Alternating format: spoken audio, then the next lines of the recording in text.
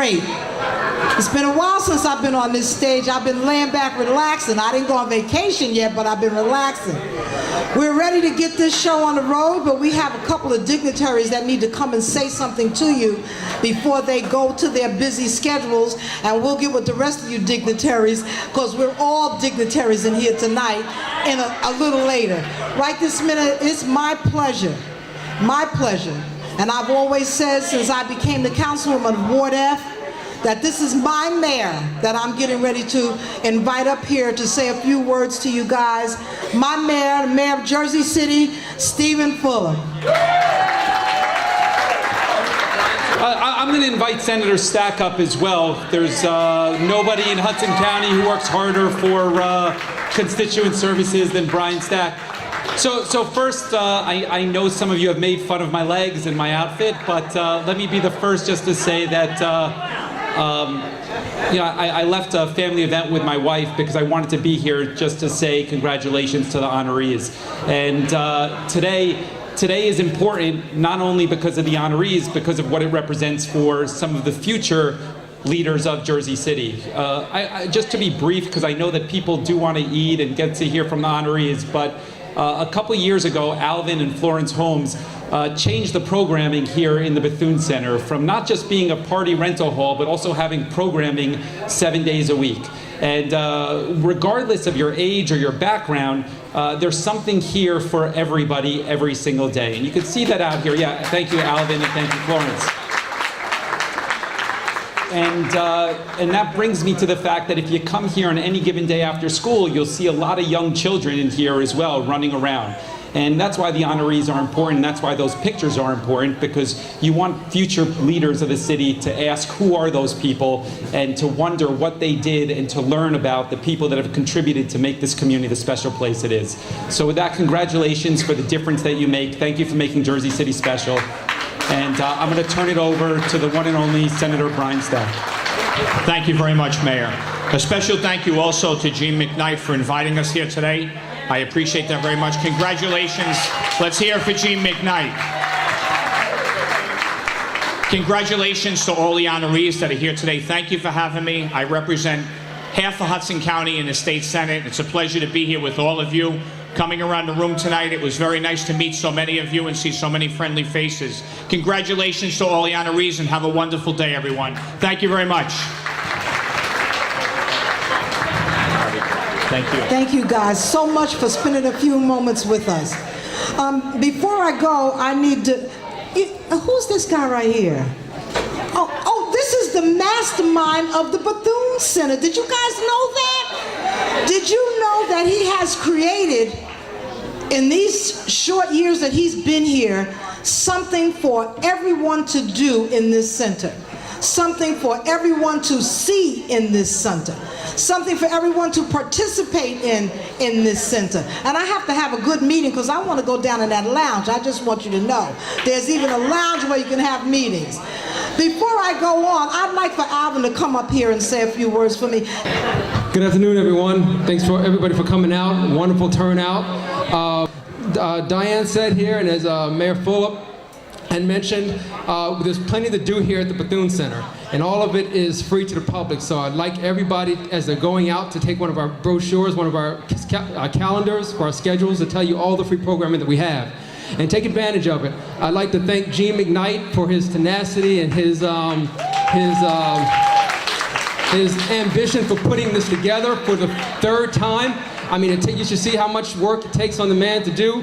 I mean, we were up here to almost 3 or 4, 2 in the morning last night trying to get everything together to make sure everything is presentable. And so, you can't thank him enough for that. I'd like to thank Mayor Fulop as well for providing us with the resources we need to do what we do here. Okay, so we're making sure that we have what we have. So Mayor Fulop, thank you for that. With that being said, like I said, take a schedule, enjoy the evening. If you have time, we have art galleries downstairs and artwork to show. We have a lot of activities to go on here, different events. So please like us on Facebook, follow us on Instagram, and we hope to see everyone coming to our other activities. One last thing I'd like to say. The wall and everything, if you can excuse some of our process, we are in the process of renovating the hallway. So we got everything up for you all last night because we wanted all the inductees to have their pictures up. So forgive some of the smudges and some of the tool marks that are still there because we're still working on it. We actually are painting. And if you see a picture that's missing, or if you see something that should be there and is not, it's because we have it down temporarily. We will put it back up. Some things have fallen, some things broken, and we are going to restore everything. Everybody's passionate about the wall, and sometimes passion goes both ways. We've had people that don't like somebody else up there and have knocked pictures down. So, you know, we go through that. But we're going to get everything back up, and we're going to make sure everything is presentable for you by about a week. Thank you. I know we're all getting a little restless, and you know what happens when this many people get in one place. It's getting a little warm up in here. So I'm going to do what I have to do really quick, and I'm going to let someone come up and introduce our guest speaker. I want to say thank you. Thank you all so much for being here. I feel such a feeling of pride and excitement and happiness in this room today. That's a good way to have to say hello. Happiness and pride. Friends and families of those people, those pioneers, those trailblazers that have made such a great difference in Jersey City. And I'm proud to be one of those people, so I'm just letting you know I'm on that wall too, so when you go look, I'm out there. This is not where it stops. In other words, I'm so proud of the committee this year. The Trailblazing Committee, they came up with something new. They said, why should it be all old people or people who are deceased? We have some young people. We have sixth graders who are feeding the homeless and creating their own programs. And we have young men who are in high school and have won 3 or 4 years in a row the cadet honor award. And we have other people who's the Miss Drama Queen who's been acting in the Wiz and whatever, all those different plays. I mean, those are the things that we need to include in pioneering, and that I want to thank you, committee, because they've done that. This year is the first year that we have some young trailblazers going on the wall.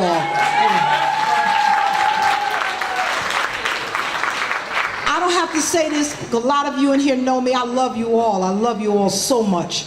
And I'm just so proud that every time I come to the Bethune Center, I walk down the wall. And every time I walk down the wall, I see a face that I didn't see before, didn't remember before. And years to come, as long as this center is here, there will be people walking down that wall and saying, oh, I know her. Oh, I know him. I didn't know he did that. Oh, I know Michelle Massey. She's right down in Monticello. In other words, this wall of fame is about people that's in this community that we can look at and we can see that they have made a difference in Jersey City. So I thank you all so much for coming this evening. And I'm going to hurry up and get down from here now so we can eat, because I'm a little hungry, I'm a little hot. So we need to get those honorees up here and let them get honored so we can have a little bit of minute, just a little bit of enjoying ourselves with some good food. So I'd like to call Mr. Dawood Williams up here right now so he can introduce the guest speaker. And again, I want to say thank you. Thank you. Our keynote speaker has just arrived. We'll let him get settled. That's Reverend Herbert Daughtry, one of the legendary activists and organizers, a man of history who has dealt with every issue that a community and a people handle. And that Reverend Daughtry is also head of the House of the Lord Church, which is in Brooklyn as well as Jersey City. Reverend Daughtry grew up here in Jersey City, and we're going to have him come up here in a minute. Again, we appreciate all of you being here, and all those that are going up on the Wall of Pioneers / famous Wall of Fame, that is, and some of the past recipients or inductees are here today. And we got a good group of people, and those that deserve to be on the wall. I know there's many others in our community. Hopefully there'll be a fourth installment somewhere down the road, that we could honor some other folks that have made such an impact on the lives here in Jersey City, whether it's 2010, 18, or 1930 or 1920. We're covering all the eras that people have been contributing to Jersey City to make it a better place, to bring about some change, to bring about some justice. And we're very proud that this gallery exhibit exists. I hope one day that those inductees and their history go into a book that people could learn from. They could become educated as to who made the contributions, their history, their background, and things that will make us proud to move on. Let us welcome the premier activist, organizer, the voice of the oppressed, Reverend Herbert Daughtry. This is good. Good. Hi. Let's see how many of you all remember the movement from a few years ago. Some of you remember the movement from a few years ago, and our watchwords were what? We are fired up. Ain't gonna take no more. Now, like President Obama, people in Mississippi changed and said we're fired up, ready to go. But when we were out here in the 60s and 70s, from Birmingham to California, the watchwords were, we're fired up, ain't gonna take no more. And we wanted to deliver a message to the powers that be that we were fired up and we weren't gonna take no more. So some of y'all remember, we're fired up, ain't gonna take no more. We're fired up, we're fired up, we're fired up. All right, give yourself a hand, everybody. I cannot say how honored I am to be here in this city where I grew up around 1940s. Yeah, I said 1940s. How many of y'all were here when I grew up in the 40s? Tell the truth, tell the truth. Listen, in those days, we had trolley car buses. The trolley car used to run up and down Jackson Avenue. How many of y'all remember? All right. Well, I'm honored to be here. Let me take a minute and introduce some of the most courageous people that I've had occasion to meet. And first of all, may I introduce Miss Hesse Williams of the Mothers of Pain. The Mothers of Pain. Stand, Hesse. Let everybody see. Everybody know you, but everybody see you. Amen. Her son was killed a couple of years ago, Leander Williams, and she organized the Mothers of Pain. Mothers of Pain. And some of you are here, members of that group, and they have been making an impact, not only in Jersey City, but also in the country. They are, yes, give them a great big hand, Miss Hesse. And what I like about these mothers as a model for all of us is that in their pain, they didn't retreat, but they became wounded healers. Can you imagine that? Hurting and helping. Hurting and helping. Wounded healer. Miss Hesse Williams. We got another sister here, Miss Cheryl. Miss Cheryl has been working with mothers who have been working for the Board of Ed. Yeah, give her a great big hand. You know, I came back from Memphis 50 years ago. Memphis workers brought Dr. King to Memphis, Tennessee, at which point he was killed a few months later. And I came back to Jersey City and spoke at the Board of Ed and indicated that there were mothers and grandmothers working at the Board of Ed here in Jersey City. who are being harassed with racist taunts and slurs, who are being denied promotion, been working years, per diem, and other people come in and get the jobs full time. And their mothers and I'm talking about your mama. I don't want you to put anybody in the dozens, but I mean your mama, your grandmama. I was shocked. I spoke at the Board of Ed, and I was utterly shocked that here in Jersey City, in this late date, there are mothers and grandmothers working at the Board of Ed, suffering from racial slurs, harassed by supervisors, denied promotions on their job for years and years and years. Let the church say amen.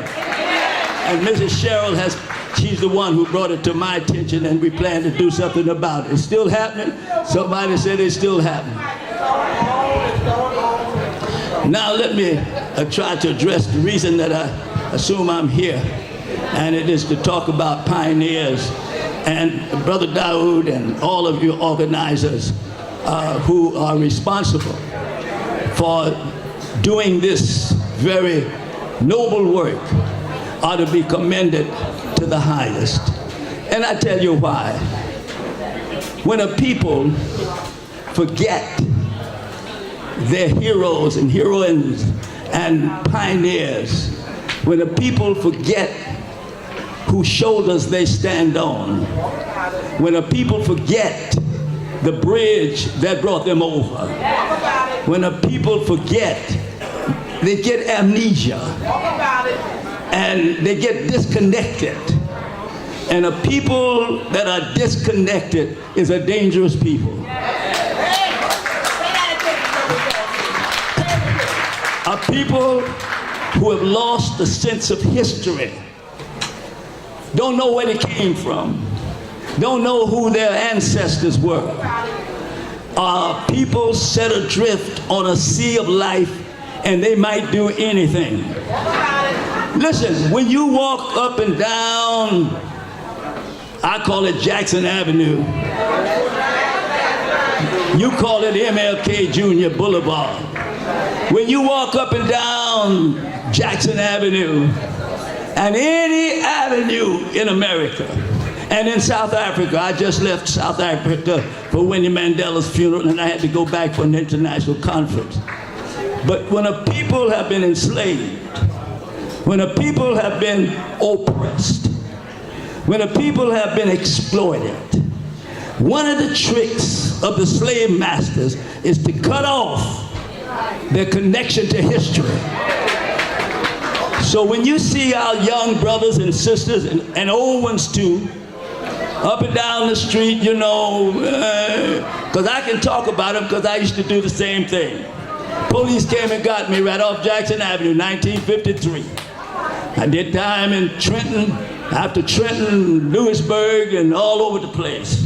So I can talk about what I see, what I know, and what I have experienced. But when you see these our children, these young brothers and sisters, remember, they are the offsprings of a great and mighty people. Somewhere along the way, they got disconnected. We got disconnected. I brought some books here. I just happen to have these to show you what I mean. This is a great book by Chancellor Williams. Chancellor Williams wrote The Destruction of Black Civilizations. And if you don't read anything else, the flash leaf, the cover, the inside sheet says, the old man asked, whatever happened to the great people of Sumer? And the old man replied, they lost their history, and so they died.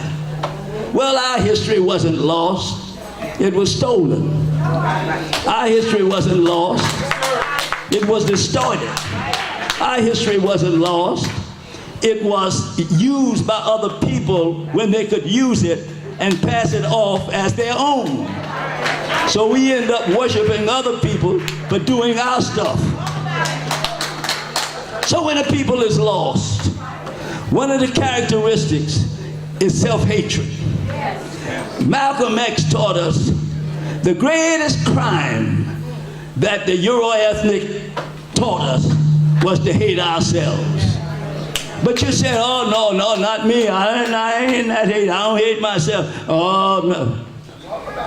Go up and down. Why do you think we have these killings of us?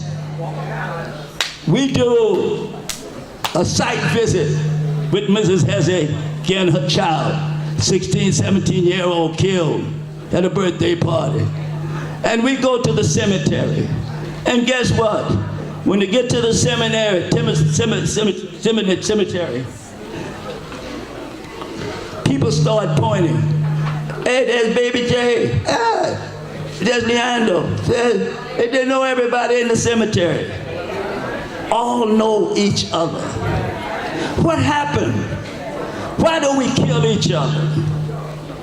Why do we disrespect each other? Listen to me, brothers and sisters.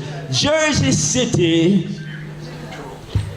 for black people, 25% of Jersey City residents are black people, people of African ancestry. Do you represent anywhere near economic power, 25%? Do you represent anywhere near political power, 25%? Do you control anything in Jersey City, 25%? Nothing. Why is it, you tell me, that this once great people, of which Chancellor Vision is telling us, I got a whole bag of books, can document how Europe underdeveloped Africa. As I said, I just left there for a couple of times. So when you're disconnected, brothers, you ain't being tough. No. You're doing what you've been programmed to do, to kill yourself, to disrespect yourself. You tell me why we're supposed to be impoverished up and down Jackson Avenue. Why is it we have all these liquor stores? Where people getting the money from to buy the liquor? And they don't have no money. Why is it that these liquor stores can flourish? How many stores on Jackson Avenue we own? Who own them? And why? So what you do here of trying to connect with people who try to make a difference. Now I know you're gonna look on the wall and say, oh man, she was so and so and so, and he was so and so, and so is everybody so and so and so. The only one that isn't so and so and so is God. We all were so and so. When you look up there and see my picture, somebody's gonna tell you, man, that guy was a show enough OG. Man, you're gonna tell you, that guy used to work for Newsboy Mariani. He's dead now, I can talk about it. When he was 60, man, that guy so dope in Jersey City. He was the first dope user. He was the first heroin user. I know Herb Daughtry. He was the first heroin user, man. He's the first one to start selling dope in Jersey City. I know Herb Daughtry. He's a stick-up man. That's why he went to jail for sticking up and beating people in the head. I know Herb Daughtry, man. What is he doing on the wall? I know Herb Daughtry. The federal government picked him up for money laundering. He had to do time in Lewisburg Penitentiary for money laundering. I know Herb Daughtry. He don't belong on the wall. But oh, I serve a God. Let the church say amen. Let the church say amen. I don't know if any of you out there made mistakes. I don't know if any of you out there got a dope habit. Listen, I have a Jones, we used to call it Jones habit. I have a Jones habit from here to Communicore. When I first went to try to get the treatment, they didn't know what to do. They sent me back home. I don't care if you got a dope habit. I don't care if you got an alcohol problem. Whatever your problem is, listen, God will forgive you, straighten you up. Listen, I even got undesirable from the Army. Nobody wanted me.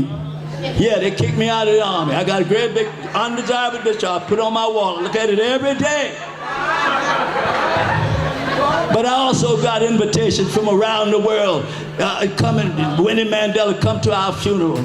Nelson Mandela, come to our funeral. Bill Clinton in the White House, come down and have tea and crumpets. I'm not trying to boast about anything. Y'all know me. I'm straight out of the streets in Jersey City. What I'm saying, I was lost. My mind, I came alive as to what really happened. I thought I was slick. I thought I was smart. I thought I had it together. But I was programmed. The Euro-ethnic programmed me, programmed my parents to hate ourselves, to abuse ourselves, disrespect ourselves. You tell me, man, my mama, your mama, a sister ought to be in the safest place in the world to walk up and down Jackson Avenue 2 a.m. in the morning, 1 a.m. in the morning, anytime. She ought to feel just as safe as I can be, because ain't nobody out there but us. But you tell me, anytime you hear your wife or your mother or your girlfriend out there 2 a.m. in the morning, you get real nervous. Because we've been had. You go to, I just left South Africa, the same thing, because they lived under an apartheid system, similar to what we lived through in a segregated system. Self-hatred, idolizing everything European. Got to be like the European. If it ain't, if it's us, it ain't too much. Until Europeans steal it and then project it as their own, and then we come in the back door saying, yeah, that's the way we were. That song sounds like we used to sing. Grandma used to sing that song. The blues, I heard that. Rapping, we've been rapping, y'all. We came here on the slave ship rapping. Brothers and sisters, connect to your history. The Bible says, honor your father and your mother, that your days will be long. When you honor those who have come before, the Bible says, your day, you be blessed. It didn't say if your mama or your daddy were perfect. If they were good church-going people, you honor them. No, whoever they are. If your mother and your father brought you here, the Bible says honor them, because they were the instruments through which you got here. So you honor the mothers and fathers. And by extension, you honor the people who tried to make a difference here in Jersey City. We pay a price, you know. I was with Sharpton this morning, Reverend Sharpton this morning. He was talking about the stone that the builders rejected. And he was pointing out how we were the rejected ones. Oh, we're desirable now. People want our autograph now. They want us to bless babies now. But it wasn't that so a few years ago. We were the outcast. We were the rejects. Nobody wanted to be around us. We were the controversial one. We were the anti this and the anti that and the anti that. But the Bible says the stone that the builders rejected has become the head of the stone, head of the building. So brothers and sisters, study your history. Appreciate the people who have brought you over. Appreciate this day. We're soon coming unto, how much more time I got? My time is up there, Brother Dawood. What? 5 more minutes. All right, I got 5 more minutes. We're fired up. We're fired up. We're fired up. Now listen, this is a great crowd, y'all. You know what I'm thinking, brothers and sisters? How many of y'all registered to vote? Tell the truth. Tell the truth. Man, y'all got enough people here to get registered and vote. You can get who you want in office. Right? You can get who you want in office. I'm not being political to tell you who I can't do that. I won't do that until later on. But listen, there are enough of you here. Everybody here should be a voter. Everybody here should be a voter. We died for it. In Mississippi, we died. We had dogs sicked on us, fire hoses. To die that you might vote, you might vote. Don't you let somebody tell you your vote don't make a difference. Listen, if your vote didn't make a difference, why do you think the Europeans have tried to keep us from voting for hundreds of years? If it didn't matter, I mean, why would Dr. King give up his life for us? If it didn't matter, why did the students go to Mississippi, black, Jews, go to Mississippi to try to get us registered to vote if it didn't matter? Listen, you register, you vote. The other thing I want to tell you, how many of y'all in an organization? Raise your hand. Everybody ought to be in an organization. Don't be out there by yourself. John, what we have, NAACP, Urban League. I know somebody gonna say, but they ain't doing that. They say, listen, everywhere I go, from one end of the country to another, the first thing we want to say about each other, oh, he ain't doing nothing. All they got to do, if them preachers would get together and if the politicians would get together, why don't you get together? Let everybody join an organization. Pick your organization. And everybody join an organization. Let everybody join. I'm Christian, obviously, and I wish that everybody joined my church, but you ain't going to do that. Go join somebody's church. Join the Mass G. Get in the temple. Get somewhere. Don't just stand on the sideline. Get somewhere. Get involved. The issues in Jersey City. Violence, as I said. Join the Mothers for Pain. We got a support committee. Join the fight for workers' rights. Join something. Don't stand on the side. Listen, you can make a difference. I conclude by Brother Dawid, and God bless you. I conclude. Listen, one of the other places I grew up is Brooklyn, New York. We looked at Brooklyn and we said there are more black folks in Brooklyn anywhere else in the world. 2.5 million people live in Brooklyn, and we got African people from everywhere. You name it, that's it. They came from there. And we looked at Brooklyn and we said we were powerless. We ain't had a congressperson. We ain't had a assembly person. Everybody else controlled the economy. We said we're gonna make a difference. And we sat down, just 4 of us. 40 years ago, Arthur Miller, how many of y'all remember Arthur Miller was killed? Was choked to death by the police. And we said we're gonna make a difference. And we got together, it was just 4 of us, and we studied the situation.